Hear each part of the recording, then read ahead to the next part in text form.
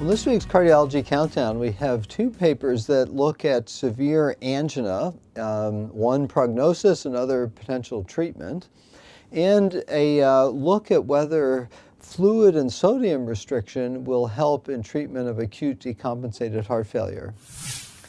So first up, we have a prognosis study that's done out of the Minneapolis Heart Institute of 1,200 patients of those who have severe refractory angina no longer able to be revascularized. A cohort that they followed for an average of 5 years and found a pretty adverse prognosis of this patient population. About 3/4 of the patients were male, about 3/4 also had undergone coronary bypass grafting, often with supplemental PCI that follows. They found that overall 20% of them had died, with Kaplan-Meier event rate of about 4% at 1 year and 28% out through 9 years. And so a pretty adverse prognosis of this group of patients where hopefully new treatments can help prevent cardiovascular death. Next up is a randomized study also of patients with angina, not quite so severe, but looking at a novel therapy, an SSRI treatment to try and go after mental stress-induced myocardial ischemia. This was a randomized trial published in JAMA, the REMIT trial, that randomized about 60 or so patients, actually 64 in each group, so a total of 125 patients, looking at an SSRI versus placebo over a 6-week period.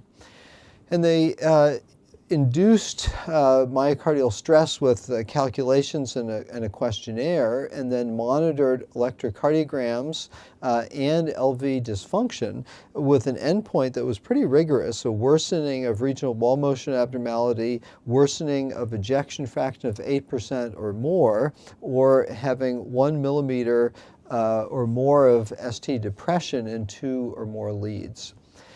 They found at the end of a 6-week treatment period with a serotonin release inhibitor that there was a reduction in myocardial ischemia, so that the percentage of patients who were free of stress-induced myocardial ischemia doubled from 27% up to just over 50% of the population were ischemia-free in terms of mental stress-induced ischemia.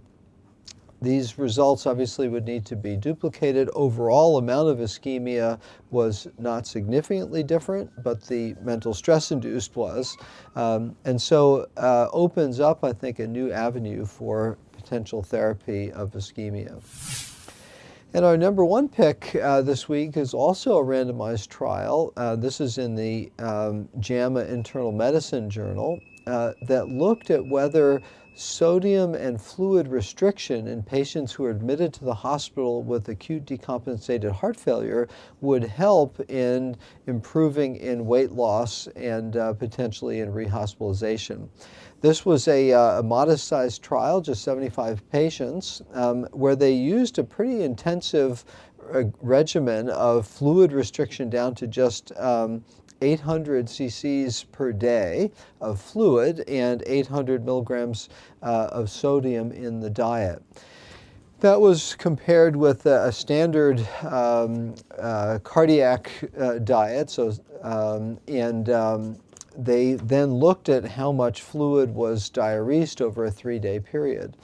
And interestingly found no difference in the ability to diurese fluid off and have patients lose weight, but did see an increase in thirst.